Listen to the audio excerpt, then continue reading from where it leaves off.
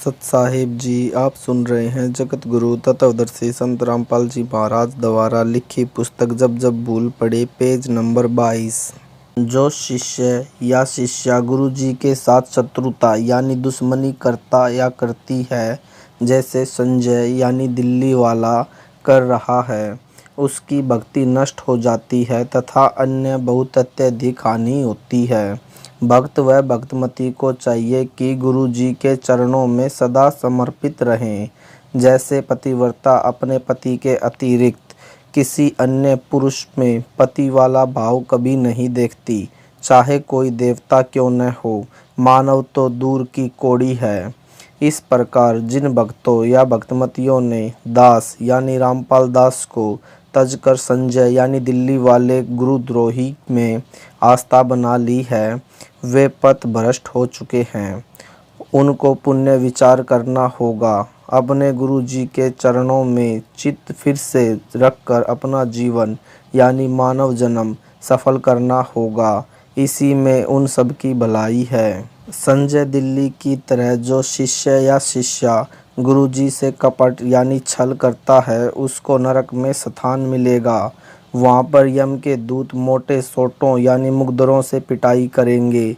परमेश्वर कबीर जी ने स्पष्ट किया है कि जो जानबूझकर यानी ज्ञान होते हुए भी सत्य को त्याग कर झूठे कपटी व्यक्ति का साथ देते हैं, हे परमेश्वर, ऐसे दुष्ट व्यक्ति का दर्शन सपन में भी न होने देना, वह इतना पापी है। संत गरीबदास जी ने कहा है कि पापी प्रभात ना भेटे मुख देखे पाप लगे जाका, 9-10 मास गर्भ त्रास देई धिकार जन्म 30 की माँ का। अर्थात पापी आत्मा का दर्शन सुबह सुबह नहीं होना चाहिए। उसका मुख देखने मात्र से पाप लगता है। उस पापी ने अपनी माता को 9-10 महीने तक उसके गर्भ में रहकर कष्ट दिया। उसकी माता जी का जन्म भी व्यर्थ गया, जिसके गर्भ से उपरोक्त पाप आत्माओं का जन्म हुआ। संत गरीबदास जी ने अपने सतगुरु कबीर जी को साक्षी रखकर बताया है कि यदि गुरुद्रोही की पैड़ पर पैर भी पड़ जाए तो भी गुरु भक्त का नाम खंड होकर गुरु से दूर हो जाएगा। यानी पैड़ पर पैर के चिन्ह जो मिट्टी में बन जाते हैं, उन्हें पैड़ कहते हैं। पैड़ पर यानी पग पर पैर रखा जाने का भाव है कि उसका संग करना, संग करके उसकी गुरु विरोधी बातें सुनकर उन झूठी बातों को सच्ची मान लेना, जिस कारण से भक्त के मन में दोष अवश्य आएगा, फिर नाम खंड हो जाएगा। वह भी 84 लाख प्रकार के प्राणियों के जन्म लेकर माँ कष्ट उठाएगा। संत गरीबदास जी ने कहा है कि यह सतगुरु परमेश्वर कबीर जी ने कहा है, यह अटल सत्य है। संत गरीबदास जी ने आगे कहा है कि ऐसे अगम अगाध सतगुरु ऐसे अगम अगाध, सदना सेव सम्मन तारे, गुरुद्रोही तो चुन चुन कर मारे, निंदत को नहीं दाद। अर्थात सतगुरु कबीर जी इतनी ऊंची शक्ति है कि उन्होंने सदना जैसे कसाई को भी क्षमा करके नाम जपाकर पार कर दिया। सम्मन तथा उसके पुत्र महानेक आत्मा थे, उनको भी नाम जपाकर पार कर दिया, परंतु गुरुद्रोहियों के लिए क्षमा का शतान उनके पास नहीं। गुरुद्रोहियों को चुन चुनकर मारता है तथा निंदत यानी गुरु की निंदा करने वाले को भी नहीं दात, कोई राहत नहीं है। अब वे व्यक्ति विचार करें जो गुरुद्रोही संजय यानी दिल्ली वाले के सहयोगी बने हैं, इसका तो बेड़ा गर्क हो चुका है। अन्य जो इसके संग हैं, उनकी दशा भी यही होगी। जो संजय दिल्ली गुरुद्रोही ने भूत निकालने का स्थान बना रखा है, ऐसे तो भारतवर्ष में लाखों हैं। सब ज्योति जलाते हैं, किसी की 21 दिन, किसी की 31 दिन, किसी की 51 दिन। अपने आश्रमों में अनेकों ज्योति पात्र बनवा कर रखे हुए हैं। सतपकावनी यानी 7 प्रकार का भोजन, जिसमें हलवा खीर तो मुख्य होता है, बनाकर अपने इष्ट को भोग लगाते हैं। बाद में स्वयं उदर भरते हैं। तथा आरती में आने वालों को बांटते हैं, किसी का मोक्ष नहीं होना। विशेष, जिस भक्त ने संजय यानी दिल्ली वाले को 1 एकड़ जमीन दान की है, यह दास की आज्ञा लिए बिना दी है, जो व्यर्थ है। कबीर, गुरु की आज्ञा आवही, गुरु की आज्ञा जावे। कह कबीर सो संत है, आवागवन न सावे। भाई, जो गुरु वचन पर डट गे, कट गे फंद 84 के, रह कट गे फंद 84 के। वस्तु मिली ठोर की ठोर, मिट गई मन पापी की दौड़। भरम मिटे मथुरा काशी के, भरम मिटे मथुरा काशी के। अर्थ स्पष्ट है कि कबीर जी ने कहा है कि गुरु जी की आज्ञा में चलने वाला भक्त या भक्तमती अपना मानव जीवन सफल कर लेता है। सतगुरु के बिना मन का भ्रम यानी शंका समाप्त नहीं हो सकता, चाहे कोई कितना ही चतुर बन ले। पीढ़ी सहित नरक में परी है, गुरु आज्ञा शिष्य लोप जो करी है। ऐसे शिष्य को ठाहर नाही, गुरु विमुख लोचत है मन माही। अर्थात जो शिष्य गुरु जी की आज्ञा को अनदेखा करता है, उसकी कई पीढ़ी नरक में उसके साथ गिरेंगी। ऐसे शिष्य को यानी ठाहर सहारा नहीं मिलेगा, यानी उसका कोई बचाव नहीं होगा। गुरु से विमुख यानी उलट चलने वाला, काल प्रेरणा से मनमाना आचरण करता है। काल भ्रम उसके मन में सब विपरीत विचार रखता है। जैसे जिस ज्ञान के अधूरे गांठ के पूरे यानी धनी ने काल प्रेरणा से गुरुद्रोही संजय यानी दिल्ली वाले को जमीन दी है, यह इस बात का प्रत्यक्ष उदाहरण है। जब दास यानी रामपाल दास को पता चला कि संजय साकट को एक भक्त ने अपने गांव में 1 एकड़ जमीन दान की है, दास ने अपने प्रमुख सेवादारों से कहा कि उस भक्त से संपर्क करो और समझाओ। भक्तों ने उनसे संपर्क किया और मेरे को बताया कि वह यह कह रहा है कि गुरुजी से मेरी फ़ोन पर बात करवाओ। दास ने ऐसा करने से मना कर दिया, क्योंकि कई लाख संगत है। यदि सब यही शर्त रखेंगे तो किस किस से बात करूँगा। केवल प्रतिदिन 5 मिनट फ़ोन पर बातें होती है। दास ने उसी समय समझ लिया था कि ये ज्ञान में कच्चे हैं।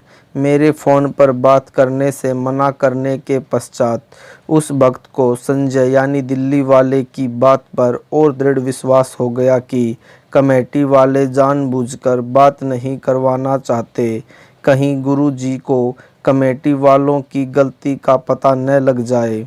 उस भक्त के मन में यह तो आना चाहिए था कि गुरु जी का आदेश है या नहीं, स्पष्ट करते। और भी कई रास्ते हैं, मेरे परिवार से पता कर लेते, जो उस समय सप्ताह में 2 बार मुलाकात करने जेल धाम में आते थे। क्या उसके लिए एक संजय ही सच्चा है और सारी संगत झूठी है? मेरे परिवार पर भी विश्वास नहीं है। नाम खंड होने के पश्चात काल प्रेरणा काम करती है, सब उल्टा ही काम अच्छा लगता है। Page number 24। अब भी उनके लिए अवसर शेष है, वे नाम शुद्ध करवा लें। उस शतान को नामदान केंद्र के लिए ट्रस्ट को दान करें, फिर मेरी आज्ञा से वहाँ भक्त रखे जाएंगे। उस दानकर्ता का उस शतान से कोई लगाव नहीं रहना चाहिए। सब कार्य दास यानी रामपाल दास की आज्ञा से अन्य नामदान केंद्रों की तरह होगा। यह सब मानव कल्याणार्थ किया जा रहा है। यदि अब भी उस भक्त की प्रेरणा नाम शुद्ध करवाने की नहीं बनती है तो दुर्भाग्य की बात है। जमीन करता यह गलतफहमी न पाले कि इस जमीन को लेने के लिए कोशिश है। नहीं, यह दास तो 69 वर्ष का हो चुका है। सतलोक धाम में बहुत बड़ा जमीन का प्लॉट मिल गया है, वहाँ का निवासी बन चुका है। इंद्र के राज को भी ठोकर पर रखता हूँ, परंतु आपकी बनी बनाई किस्मत को बिगड़ते आंखों देख रहा हूँ। आपको संभालने की कोशिश कर रहा हूँ। आप नहीं संभले तो आपके ऊपर आने वाले काल के कहर को देख रहा हूँ। इसलिए दुखी हूँ। घी का एक कण भी चेड़ू में न रह जाए, यह नियत है।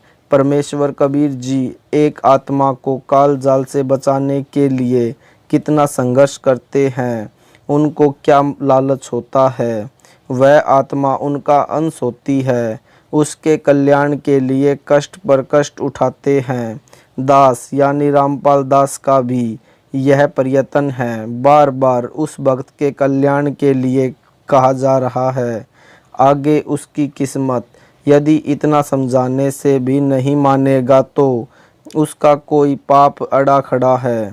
विशेष दास के इस पत्र को पढ़कर भी संजय यानी दिल्ली वाले का जो साथ देगा वह भी गुरुद्रोही की श्रेणी में होगा। संजय काल का दूत है। अन्य पहचान। यह अपनी बूतगा यानी आश्रम में आरती के पश्चात घंटा व शंख बजाता है। भक्तों से भी बजवाता है। यह भी काल के दूत की पक्की पहचान है। जितने भी मंदिर देवी देवताओं के, श्री राम जी, श्री कृष्ण जी, श्री विष्णु जी, श्री शिव जी व देवी जी के बने हैं, सब में आरती के उपरांत घंटा शंख बजाया जाता है। यह काल ज्योति निरंजन की पूजा की पहचान है।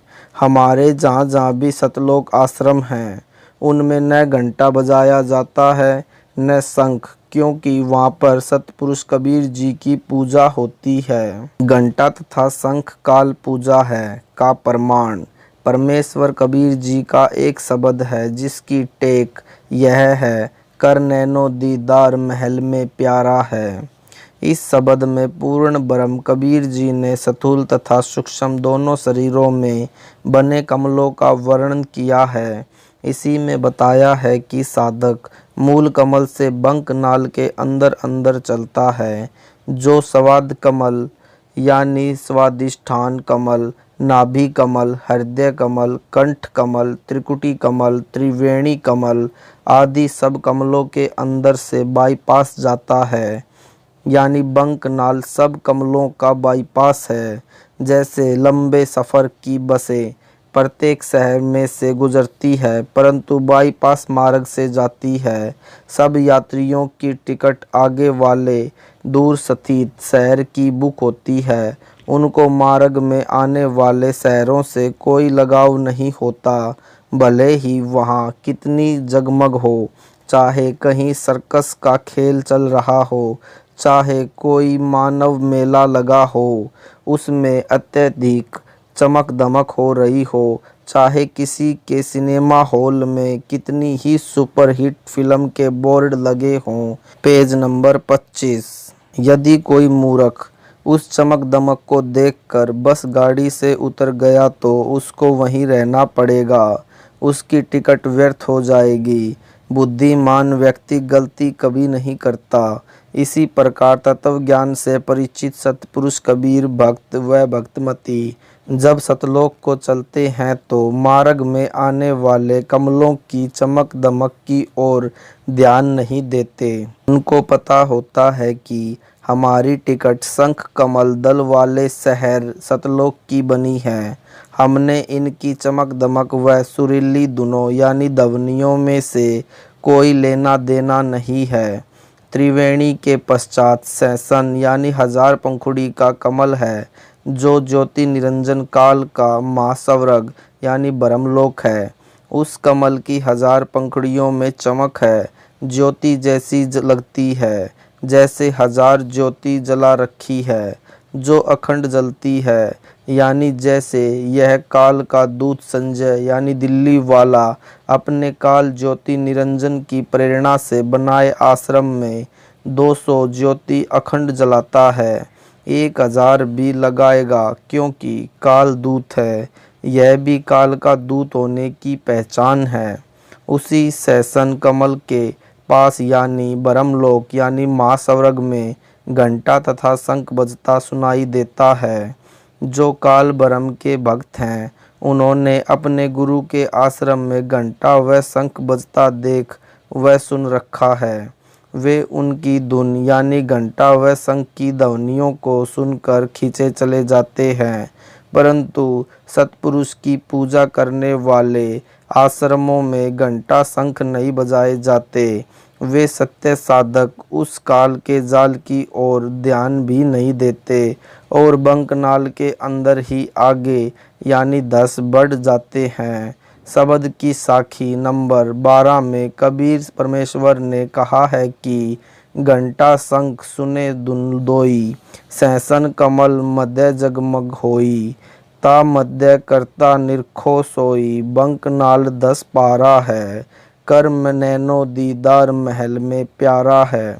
अर्थात जब सतपुरुष कबीर जी का भक्त बंकनाल से चलता चलता सहसन कमल के पास पहुंचता है तो वहाँ घंटा तथा शंख दोनों की धुन यानी ध्वनि सुनाई देती है।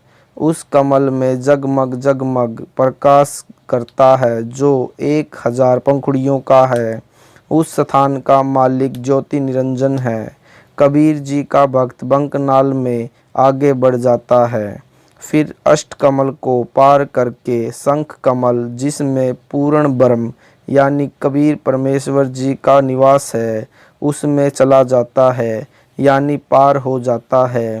बंकनाल एक नाड़ी है जिसमें रक्त नहीं बहता, जैसे रबड़ की पतली सी नली होती है जो मूल कमल से लेकर शंख कमल तक जाती है।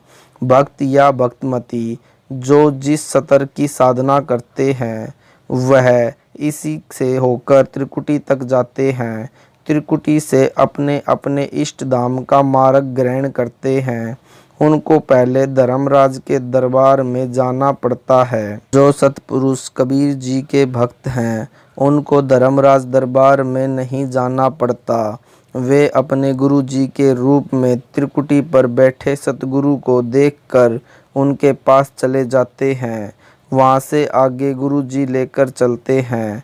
मार्ग में त्रिवेणी सहसन कमल आते हैं, फिर अष्ट कमल तथा शंख कमल में भक्त व भक्तमती जाते हैं। इस नाड़ी को बंकनाल इसलिए कहा है क्योंकि यह प्रत्येक कमल के साथ से टेढ़ी मेढ़ी जाती है। सत साहिब जी, यह वीडियो आपको कैसा लगा हमें कमेंट करके ज़रूर बताएं। वीडियो को लाइक करें, शेयर करें और हमारे चैनल को सब्सक्राइब करना ना भूलें।